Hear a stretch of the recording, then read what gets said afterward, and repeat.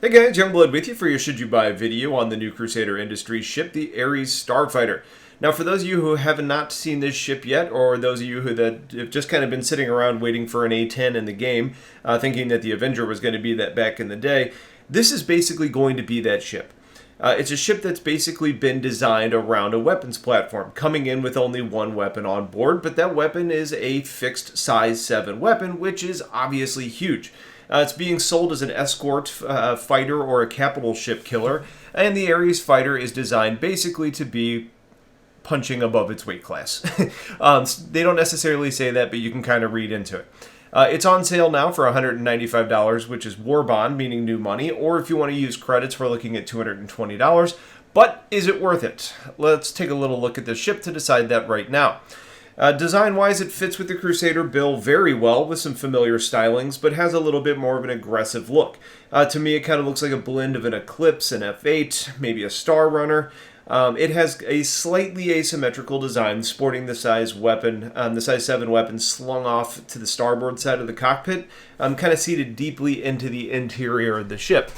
It is 27 meters long, 30 meters wide, and 5.5 meters tall, and is really designed for a solo player to be able to fly it.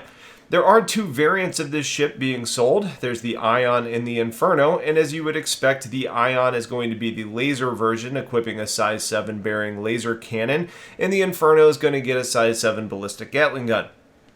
The ship is considered a medium-sized vessel, which means it's going to come with medium components, which include armor, life support, fuel tanks, computer, radar, scanner, jump drive, and quantum drive.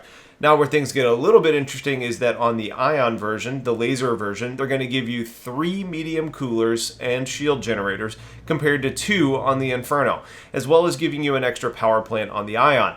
Now, I think it makes sense that the energy variant comes with the extra power plant, but I would have thought that the cooler would have made more sense with the ballistic variant. And giving the energy the extra shield is kind of an odd choice too. I think that's going to speak a little bit to CIG's plan to allow ballistic Gatlings to still be the best-in-class weapons. So they're going to balance that a little bit by giving the Ion some extra buffs to balance things out.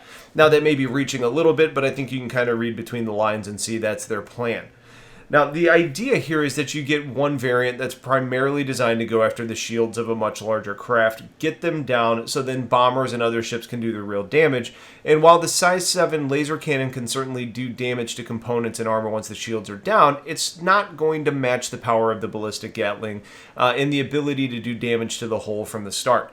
Now, it would in theory make sense to say that everyone should opt for the Ion version based on the increased components. However, with the brochure stating that Behring specifically designed the weapons for this ship and the way that the components are varied, I highly doubt we're going to get the ability to swap these weapons and essentially give the Ion the Gatling gun, which would make it significantly better than the other option. That being said, even if it's possible, a size 7 weapon is going to be very expensive in the game, so that's almost an immediate significant upgrade cost should you want to go that route. Now, I would wait on making a decision on which of these to buy until we get the first Q&A post from CIG. Regardless, though, you have a laser cannon that's going to fire at 38 rounds per minute, or a Gatling that's going to fire at 1,900 rounds per minute, and I think what really is being designed is a scenario where your best bet is to pair these together, and is one of the reasons why they're selling these as a pair. Now, based on the current state of the game, if you're going to target something like a hammerhead, I don't envision that the laser cannon could take it down solo.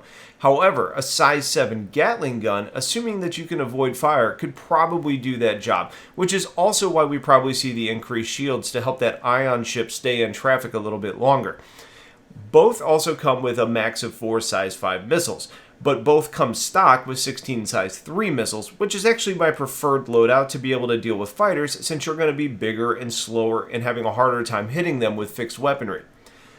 The ship brochure states that the Ares is built for long-range deployment and is capable of scrambling from a carrier or a base. So I think what you see here is a ship that's small enough to be toted around, but with some medium fuel tanks, it should have longer sustained outings as a result.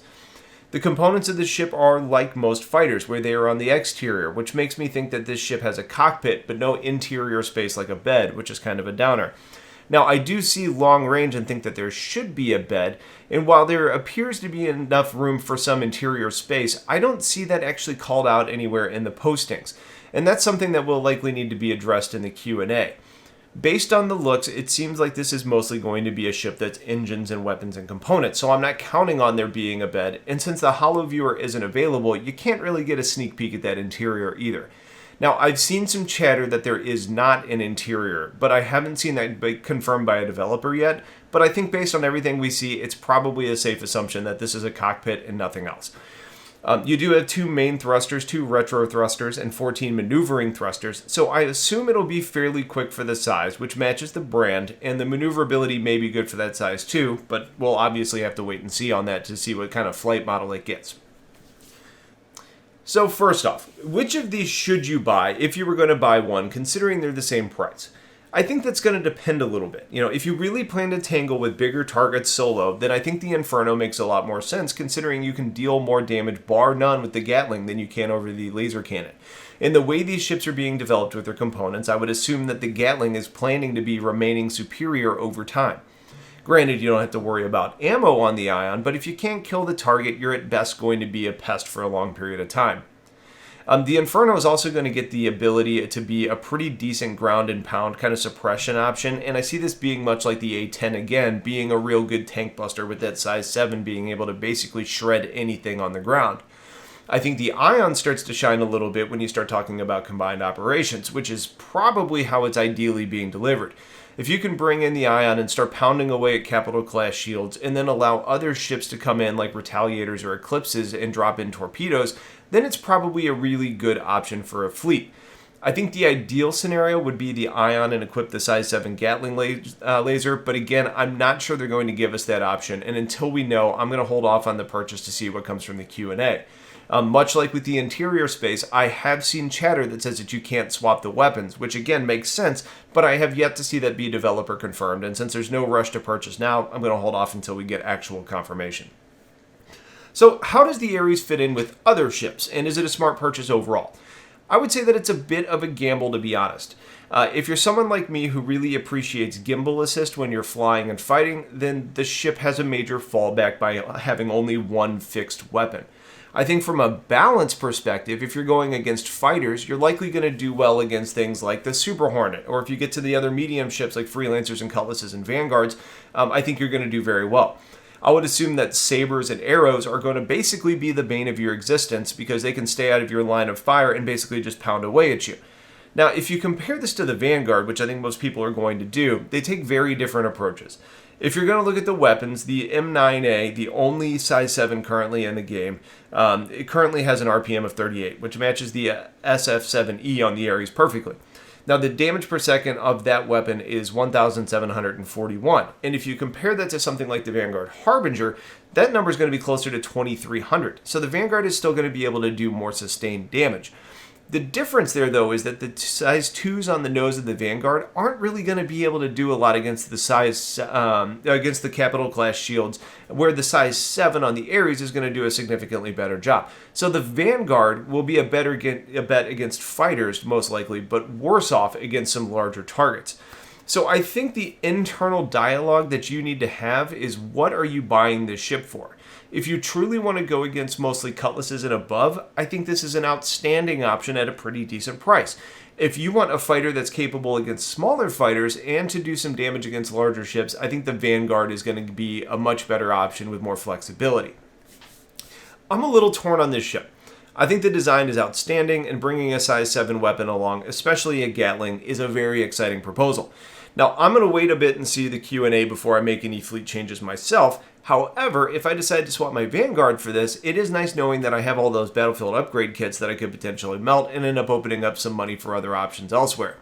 Again, I think this is going to be a little bit more limited than the Vanguard, or potentially even the Freelancer Miss, but I think they all have very different approaches to doing different jobs as well.